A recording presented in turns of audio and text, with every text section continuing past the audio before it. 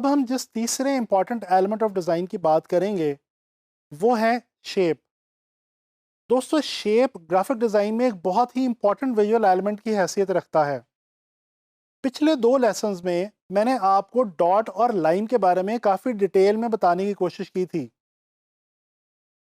दोस्तों, आपको ये जान के हैरत होगी कि डॉट और लाइन से शेप का बहुत ही करीबी और गहरा ताल्लुक है।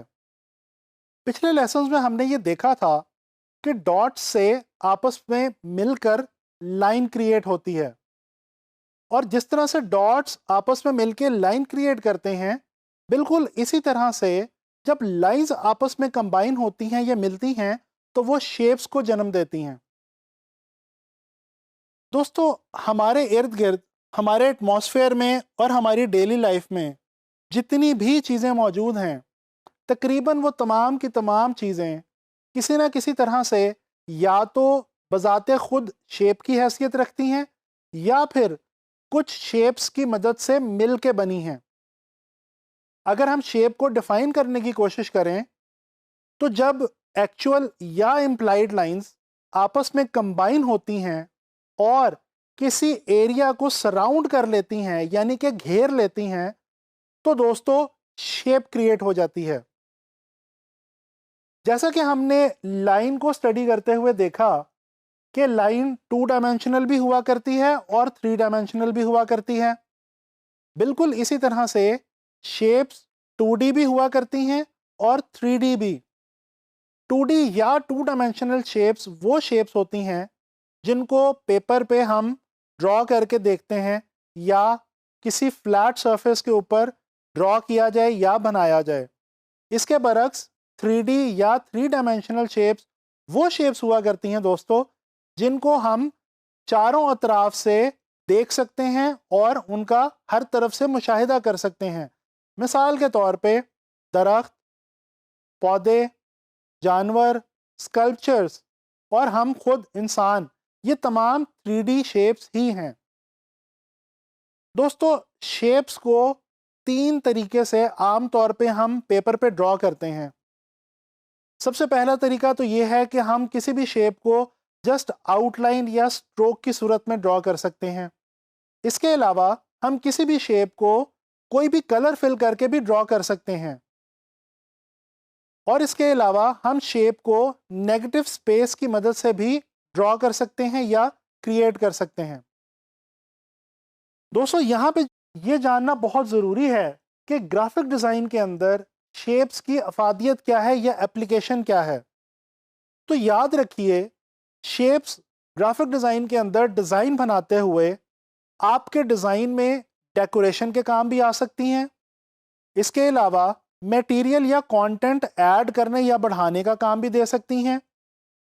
सबसे बेहतरीन काम जो शेप्स हमारे डिज़ाइन में करती हैं वो ये कि ये देखने वाले के लिए इंटरेस्टिंग एलिमेंट का काम करती हैं और हमारे डिज़ाइंस के अंदर इंटरेस्ट लेवल को बूस्ट कर देती हैं।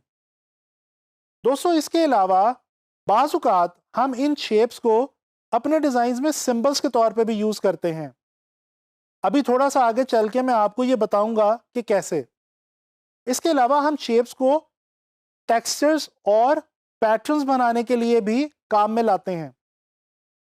दोस्तों, आम तौर पे 3 किस्म की शेप्स हुआ करती हैं। Number 1 geometric shapes, number 2 organic shapes और number 3 abstract shapes.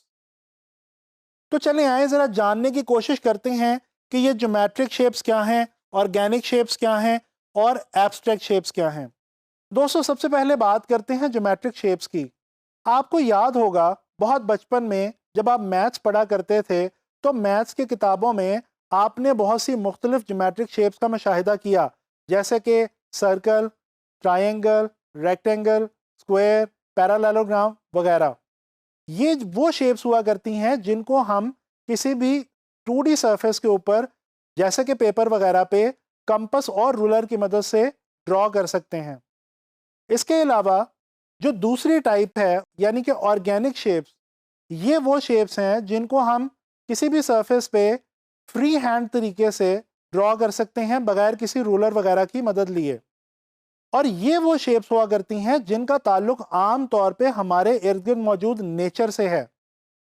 Organic shapes के अंदर पत्ते, फूल, पौधे, दरख्त, इंसान, जानवर, ये तमाम चीज़ें आ जाया करती हैं। इसके अलावा एक तीसरी बहुत अहम जो टाइप है वो है एब्स्ट्रैक्ट शेप्स। दोस्तों, ये जो तीसरी टाइप है ये पहली दो टाइप से मिलकर ही बना करती है, यानी कि ज्योमेट्रिक और ऑर्गेनिक शेप से मिलकर ही एब्स्ट्रैक्ट शेप्स बना करती हैं। लेकिन ये बाजुकात हमारे लिए बहुत काम आती हैं। जैसे कि अभी थोड़ी देर पहले मैंने आपको बताया कि शेप्स की मदद से हम सिंबलिज्म का काम भी लिया करते हैं। तो दोस्तों, मैं आपको एक मिसाल देता हूँ।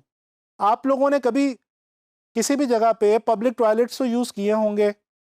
उनके दरवाज़ों पे आपने लेडीज़ और जेंट्स के दो ये साइन देखे होंगे।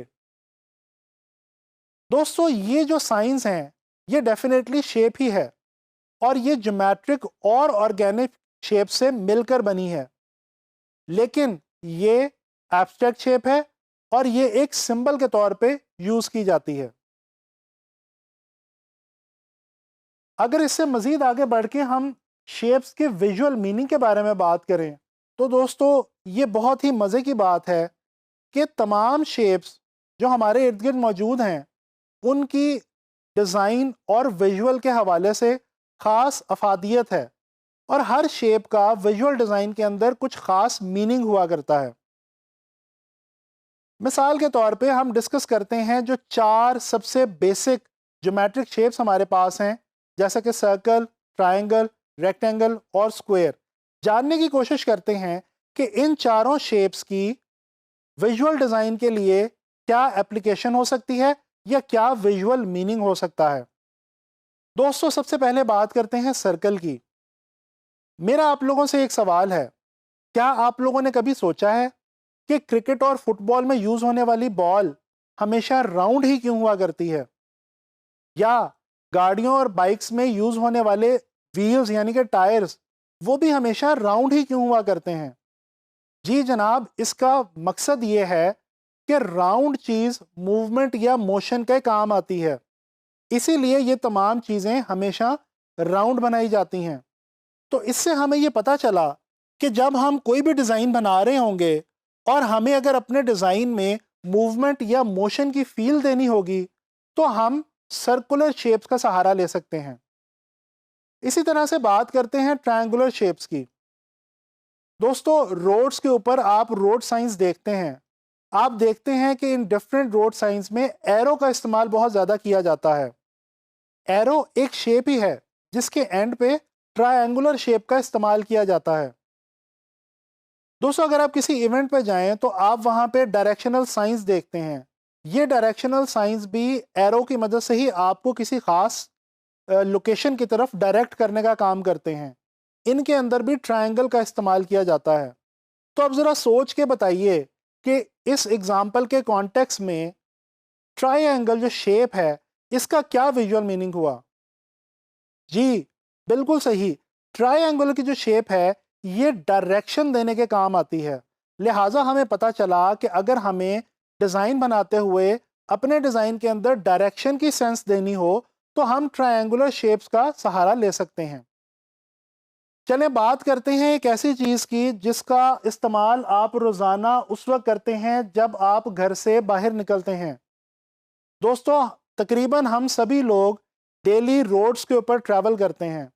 आपको पता है कि रोड्स की विड्थ इतनी नहीं हुआ करती जितनी उनकी लेंथ हुआ करती है। ऐसा क्यों है?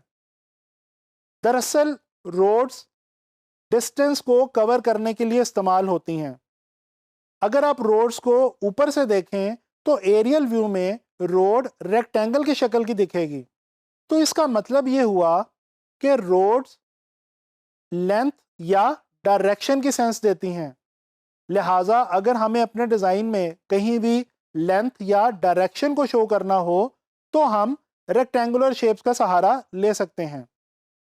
दोस्तों, आखिरी ज्योमेट्रिकल सिंपल शेप की बात करते हैं जो कि है स्क्वायर।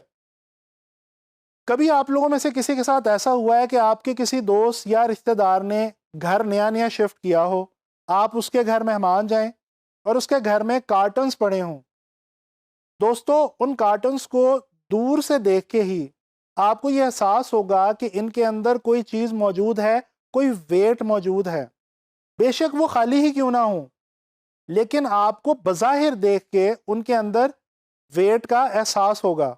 उसकी वजह यह है कि उनकी जो शेप है वो स्क्वायर है, और स्क्वायर जो शेप है ये हमेशा वेट या स्ट्रेंथ को शो करती है। लिहाजा जब हम डिज़ाइन बना रहे हों और हमें अपने डिज़ाइन के अंदर वेट या स्ट्रेंथ को शो करना हो, तो हम स्क्वायर शेप्स का सहारा ले सकते हैं। दोस्तों, जब हम शेप्स को एक दूसरे से दूर या करीब मूव करके देखते हैं, तो बेसिकली हम डिज़ाइन के ही एक प्रिंसिपल प्रॉक्सिमिटी के ऊपर काम कर रहे होते हैं। आने वाले लेक्चर्स में मैं आपसे प्रॉक्सिमिटी के बारे में काफ़ी डिटेल में बात करूंगा। दोस्तों, ये जो प्रॉक्सिमिटी का अमल है, ये बेसिकली ग्राफिक डिज़ाइन के अंदर मैसेज को कन्वे करना आसान बनाती है। बेसिकली जब हम शेप्स को दूर या नज़दीक करते हैं तो उनके बीच में आपस में एक रिलेशन क्रिएट होता है। यही वो रिलेशन है जिसकी मदद से हम अपने डिज़ाइंस को देखने में अच्छा बना सकते हैं, ईजीली अंडरस्टैंडेबल बना सकते हैं और ऑडियंस को ग्रैब करके रख सकते हैं। दोस्तों, शेप्स के हवाले से एंड में मैं आपसे 2 एग्जांपल शेयर करना चाहूँगा।